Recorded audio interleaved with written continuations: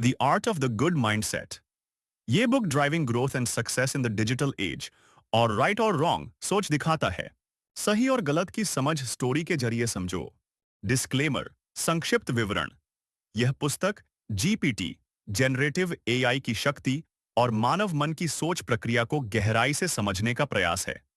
इसमें बताया गया है कि कैसे विचार उत्पन्न होते हैं, कैसे सही और गलत सोच का निर्माण होता है, और जीपीटी जैसे तकनीकी टूल्स से मन के भीतर की उलझनों को समझा जा सकता है। यह पुस्तक आत्मनिरीक्षण, मनोविज्ञान और आधुनिक टेक्नोलॉजी के बीच एक पुल है। डिस्क्लेमर, अस्वीकरण। यह पुस्तक केवल शैक्षिक और आत्मविकास हेतु है। इसमें प्रस्तुत विचार लेखक के अनुभव, विश्लेषण और जीपीटी जैसे टूल्स से प्राप्त जानकारी पर आधारित है। यह किसी मानसिक या चिकित्सकीय सलाह का विकल्प नहीं है।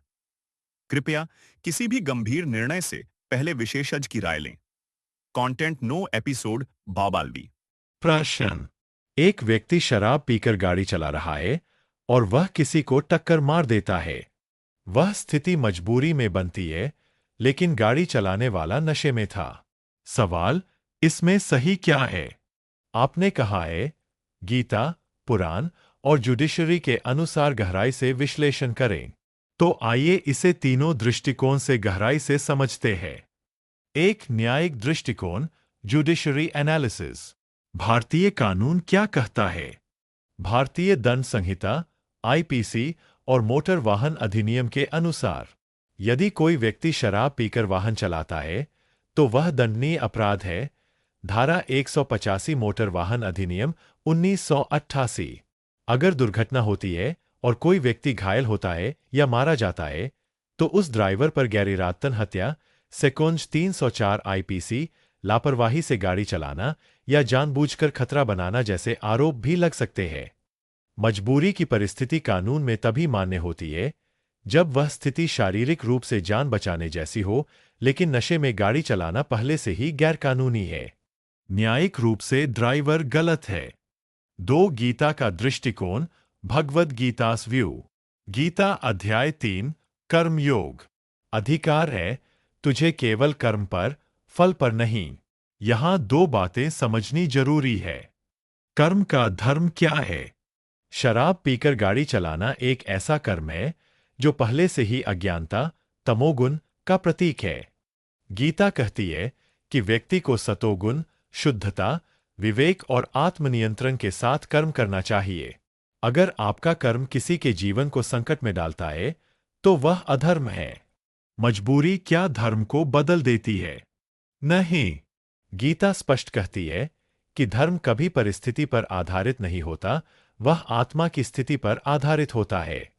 यदि मनुष्य शराब के नशे में है तो वह स्वधर्म से भटका हुआ है, चाहे परिस्थिति कोई भी हो।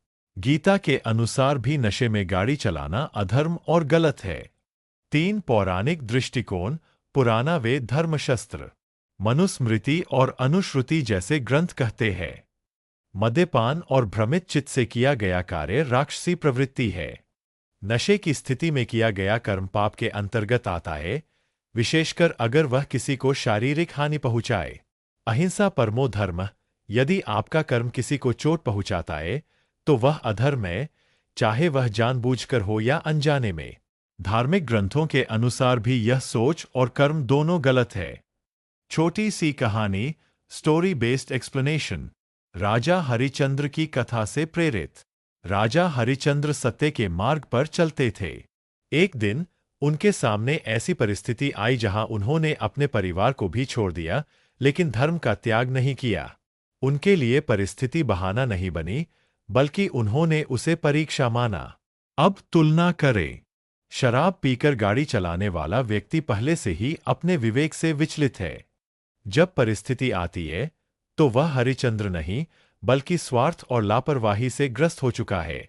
निष्कर्ष, कंक्लूजन। दृष्टिकोण सही क्या है? न्यायिक, शराब पीकर गाड़ी चलाना अपराध है। गीता, यह कर्म तमोगुण से प्रेरित है, अधर्म है। पुराण, यह राक्षसी प्रवृत्ति है, पाप है।